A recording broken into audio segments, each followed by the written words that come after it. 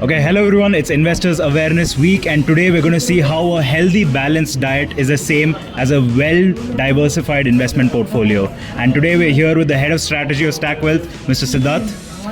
Hi guys, and good to be here. So Rajat, please continue. Let's see, we can add some value to you all. Okay, so starting off, we have carbohydrates, and right here we have rice, and we have rice over here, and we have some roti over here. And carbohydrates is for energy, and we all need carbohydrates in our lives. But what does carbohydrates signify exactly? Well, they are like equities, beyond the point it's risky, but of course when taken in moderate quantity, they are important for all of us. So, I wouldn't go, for me, this much is too much. For Rajat, I think, we can add a couple of more rotis. Well, I'm quite young, but I have been consuming a lot of carbohydrates, as you can see right here. Moving on, next we have chicken curry, eggs, and cheese. What does that signify? So that's the proteins.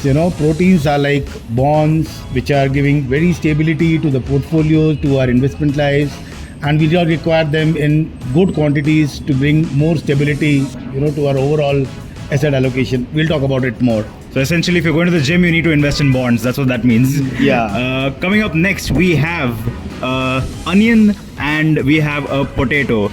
So that is supposed to signify fiber because that's all we could find in the fridge. This is the fiber, of course, when you eat it.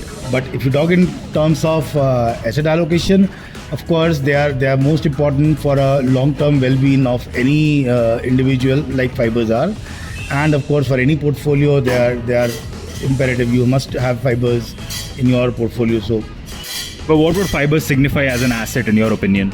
Fiber would signify stability. Fiber would signify long-term, well-being of the portfolio. So fiber is basically like others will give you different boosters. Fiber will give you the backbone. It should be the backbone of your portfolio. That is what we can put it as. Fibers can be real estate. It can be at times it can be fixed deposits. So all got into which are very long term in nature, which generate kind of revenue on a fixed basis. So like fixed deposit gives you a regular income, real estate fetch you the rental income.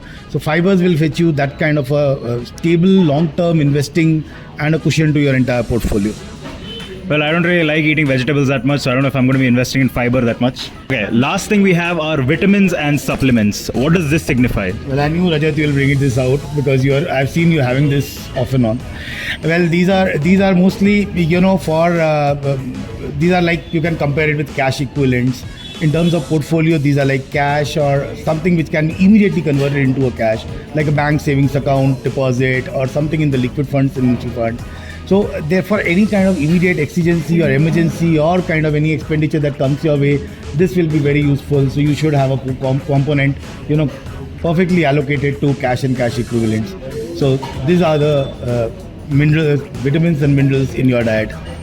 But obviously, if you're having only vitamins and minerals, like you're only having a savings account and not investing, not a good idea. So yes, so that is why this entire plate has been, decorated, set up for. This involves this signifies our asset allocation. So for somebody like me, I'll go low on carbs. You can see me well, so I'll remove a couple of carbs from here. But for somebody like Rajat at his age, I like to add more carbs.